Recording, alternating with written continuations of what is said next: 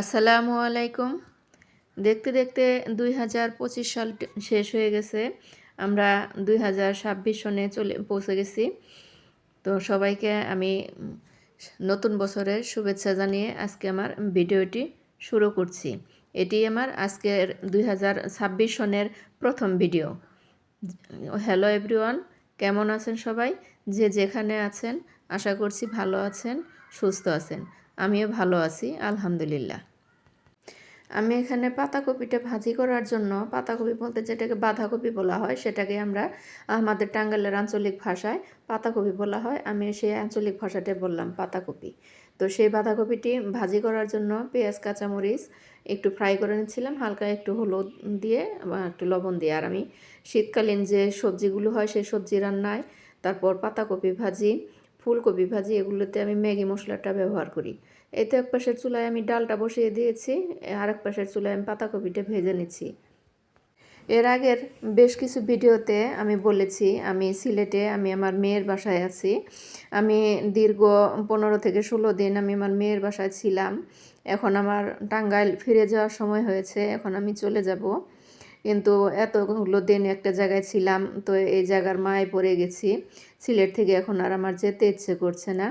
অনেক ভালো লাগছে, অনেক আনন্দ করে, অনেক কেনাকাটা করে আমি সিলেটের এই দিনগুলো কাটালাম। তো এখন আর আমার ফিরে যেতে ইচ্ছে করছে না। কারণ হচ্ছে আমার মেয়ে এই বছর পোস্টিং হবে, চলে যাবে সিলেট থেকে। তো ও যদি সিলেট থেকে চলে যায় তো আমার আর কখনো সিলেট আসা হবে না। এই কথা ভেবে মনটা খুব খারাপ হচ্ছিল, তাই সিলেট থেকে যেতে ইচ্ছা করছে না। তবুও তো আমাকে যেতেই হবে, নিজের জেলা নিজের বাসা, সেখানে আমাকে যেতেই হবে, থাকতে হবে।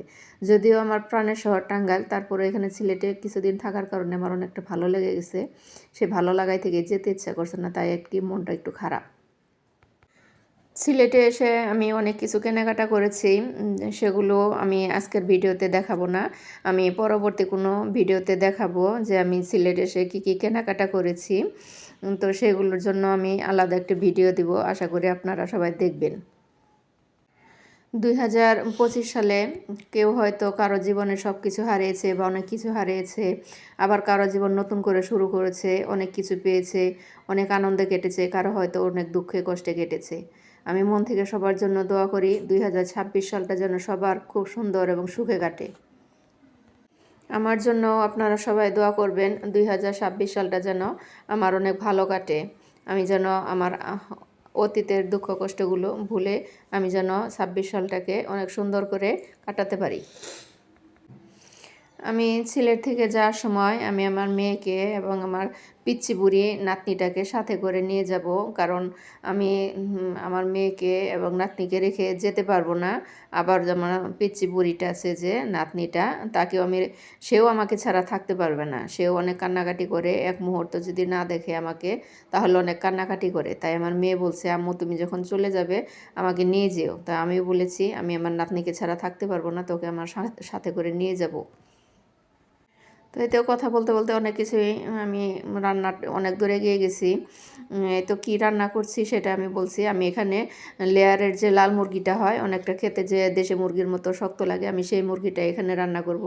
তার জন্য আমি পেঁয়াজটা ফ্রাই করে আমি এখানে একে একে সব মশলাগুলি দিয়ে দিচ্ছি। মশলাগুলি আমি বেশ ভালোভাবে কষিয়ে নেব। তো কষিয়ে নেওয়ার জন্য আমি এখানে হালকা একটু পানি অ্যাড করে দিছিলাম। তাই হ্যাঁ, এই পানি দিয়ে আমি মশলাটা কষিয়ে নিচ্ছি। আসলে ভিডিওটা অন্ধকার দেখা যাওয়ার কারণ হচ্ছে আমার এই ভিডিওটা নেওয়া হয়েছে রাতের বেলা। তো রাতের বেলা নেওয়া হয়েছে, এটা যেহেতু আমার বাসা না, আমার মেয়েও ভাড়া বাসায় থাকে। তো ভাড়া বাসা তো বুঝতেই পারেন, এক একজনের বাসার ধরন এক এক রকম। তো পিছনের ওয়ালটা ছিল কালো রঙের, তাই ভিডিওটা একদম অন্ধকার চলে এসেছে। গতকাল সারাদিন হচ্ছে বাসা পাল্টানো নিয়ে একটু ব্যস্ত ছিলাম, তাই আমি গতকাল ভয়েসটা দিতে পারিনি। আমার একদিন পরে ভয়েস দিয়ে ভিডিওটা আপলোড করতে হয়েছে। আমার মেয়ে এতদিন বাহিরে ভাড়া বাসায় ছিল, গতকাল হচ্ছে ক্যান্টনমেন্টের ভিতরে সরকারি বাসায় চলে এসেছে। তো বাসা পাল্টানো, বাসা গুছানো, এক বাসায় থেকে অন্য বাসায় চলে আসা, সেই জিনিসপত্র সব কিছু এলোমেলো হয়ে যায়। আর এক বাসায় থেকে অন্য বাসায় আসলে সমস্ত কিছু আবার আগের মতো করে গুছিয়ে নিতে অনেকটা সময় লেগে যায়। তো এগুলি নিয়েই গত 2 দিন আমি ব্যস্ত ছিলাম অনেক বেশি, তাই আমি ভিডিও আপলোড করতে পারিনি। তো এদিক দিয়ে কথা বলতে বলতে আমি মুরগির মাংসটাকে বেশ ভালোভাবে কষিয়ে নিয়েছিলাম। কষিয়ে নিয়ে আমি এখানে ঝোল দিয়ে দিলাম, একটু পানি দিয়ে দিলাম। আমি এখানে গরম পানিটা ব্যবহার করেছি। যে কোনো তরকারিতে ঝোল দেওয়ার সময় যদি গরম পানিটা ব্যবহার করা হয় তাহলে তরকারির টেস্টটা অনেক বেশি বেড়ে যায় এবং তরকারিটা রান্নাও খুব তাড়াতাড়ি হয়। এটা ছিল লেয়ারের লাল মুরগি, যে শক্ত দেশি মুরগির মতো যেটা, ওই ধরনের মুরগি। তাই আমি নতুন আলুটা একদম মুরগির ঝোলটা দেওয়ার পরে পানিটা ফুটে উঠেছে, তারপর আমি আলুটা দিয়ে দিলাম। যেহেতু নতুন আলু অল্পতেই সিদ্ধ হয়ে যাবে। আমি যদি বেশি আগে দেই, মাংসের সাথে দিতাম বা কষানোর সাথে দিয়ে দিতাম, তাহলে আলুটা গলে একদম পানি হয়ে যেত, আলুটা আর মাংসের মধ্যে খুঁজেই পাওয়া যেত না। এই তো আমার মাংসটা রান্না হয়ে গিয়েছে। আপনারা দেখতেই পেলেন আমার মাংসর রান্না করার শেষ ভিডিও অংশ। আমি এখানে আমি এখানে একটি সবজি রান্না করব। যে সবজি রান্নাটা আমার বাসার সবাই পছন্দ করে, আমার এই সবজি রান্নাটা। আর আমার পরিবারের সবাই অপেক্ষা করি শীতকাল কখন আসবে, আর এই শীতকাল আসলে আমি এই মজাদার সবজিটা রান্না করব। তো এই সবজিটা রান্না করার জন্য আমি বিভিন্ন ধরনের সবজি নিয়েছি। আমি নিয়েছি ফুলকপি, বাঁধাকপি, এখানে নিয়েছি লাউ, তারপর নিয়েছি বেগুন, আলু, সিম, গাজর, এই ধরনের বিভিন্ন ধরনের সবজিটা আমি কেটে ভালোভাবে ধুয়ে পরিষ্কার করে নিয়েছি।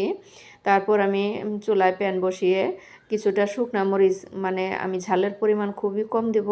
এখানে আমি ফালি করা কোনো কাঁচামরিচে দেব না এবং মরিচের গুঁড়াটাও দিব না। শুধুমাত্র শুকনা মরিচ দিয়েই আমি এই সবজিটা রান্না করব। এই তো আমি সেই জন্য কিছু শুকনা মরিচ ফোড়নে দিয়ে দিলাম, তারপর দিয়ে দিলাম কিছু পরিমাণ সবজি যতটুকু সেই পরিমাণে আমি আন্দাজ করে এখানে কিছুটা পাঁচফোড়ন দিয়ে দিলাম বাগারতে। পাঁচফোড়ন, তারপর শুকনা মরিচ, এগুলি ফ্রাই করা হয়ে গেলে তারপর আমি দিয়ে দিয়েছি পেঁয়াজ কুচি। পেঁয়াজের কুচি পেঁয়াজের পরিমাণ এবং তেলের পরিমাণ একটু বেশি দিতে হবে এই সবজিতে, তাই আমি এখানে একটু বেশি করে দিয়েছি তেলের পরিমাণ আর পেঁয়াজের পরিমাণ। তো পেঁয়াজ আর শুকনা মরিচ, তারপর পাঁচফোড়ন, এগুলো ভালো করে ফ্রাই করে আমি এখানে দিয়ে দিচ্ছি সব ধরনের বাটা মশলা। এখানে দিয়েছি আমি আদা রসুন বাটা, আর এখানে হালকা একদম সবজির সাদা যে একটা ভ্যাকসা ভাব থাকে, ওই ভাবটা দূর হওয়ার জন্য একদম সামান্য পরিমাণ হালকা দিয়েছি। এখানে বেশি মশলা ব্যবহার করা যাবে না, গুঁড়া মশলা যেটা, এটা বেশি ব্যবহার করা যাবে না, এখানে হালকা মশলাটাই দিতে হবে। তো সব মশলা একত্র দিয়ে তারপর আমি মশলাগুলো কষিয়ে নিয়েছি। কষানো হয়ে যাওয়ার পর আমি আর কোনো পানি এখানে ব্যবহার করব না। যে পানি আমার সবজি ধোয়ার সময় সবজিতে পানি ছিল, সেইটুক পানি দিয়ে সবজিটা আমি বেশ ভালোভাবে সেদ্ধ করে নেব। তো সবজিগুলো দিয়ে দিয়েছিলাম মশলা কষানো শেষ হওয়ার পর। তারপর দেখলাম আমার প্যানটা ছোটো হয়ে গেছে, সবজিটা বেশি হয়ে গেছে, তাই আমি ওভাবেই নাড়া না দিয়ে ঢেকে রেখে দিয়েছিলাম। কিছুক্ষণ নাড়াচাড়া করার পর দেখলাম সবজিটা কমে গেছে, তখন আমি এখানে কয়েকটা পাকা টমেটো ফালি করে দিয়ে দিয়েছি। টমেটো দেওয়ার পর আরও কিছুক্ষণ নাড়াচাড়া করার পর সবজিটা যখন হয়ে আসবে, নামানোর ঠিক 15 মিনিট আগে, 10 থেকে 15 মিনিট আগে আমি এখানে আস্ত কাঁচামরিচ দিয়ে দিচ্ছি। কাঁচামরিচ দেওয়ার কারণটা হচ্ছে, যেহেতু আমি এখানে খুব একটা ঝাল খাবো না, এই সবজিটা ঝাল ভালো লাগে না, অনেক মশলা দিয়েও ভালো লাগে না, তো সেই জন্য আমি অল্প ঝাল দিয়েছি, তাই আমি আস্ত কিছু কাঁচামরিচ দিলাম। তো যার ঝাল লাগবে সে কাঁচামরিচটা সবজিতে মেখে খাবে। তারপর যখন হয়ে এসেছে তখন আমি এখানে ধনিয়া পাতা কুচি দিয়ে দিলাম। যে যেখান থেকে আমার এই রান্না দেখছেন বা আমার এই ব্লগটি দেখছেন, তাদের কাছে অনুরোধ তারা আমার চ্যানেলটি সাবস্ক্রাইব করবেন, পাশে থাকা বেল বাটনটি চেপে দেবেন, লাইক, কমেন্ট এবং শেয়ার করবেন।